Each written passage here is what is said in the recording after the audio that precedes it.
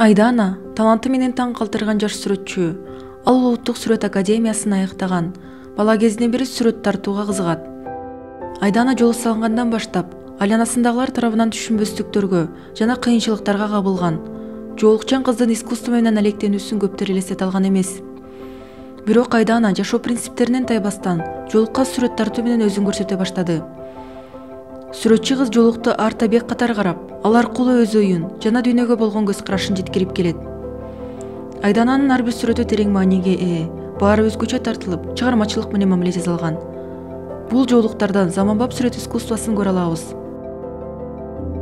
Анын сүрөт аркылуу жеткиргиси келген ою көптөгөн айымдардын колдоосуна ээ болду. Айдананын жоолуктары кыздар арасында популярдуулукка жетип, чет өлкөдө да белгилүү болуп жатат. Өткөн жылы өлкөбүздө орун алган Баткен окуяларында Айдана оор абалды жүрөгүнөн өткөрүп, кайгыны тең бөлүшүү максатында Баткендин символу катары айгүл гүлдөрүн жоолукка түшүргөн. Айдананын алдыда бийик максаттары бар.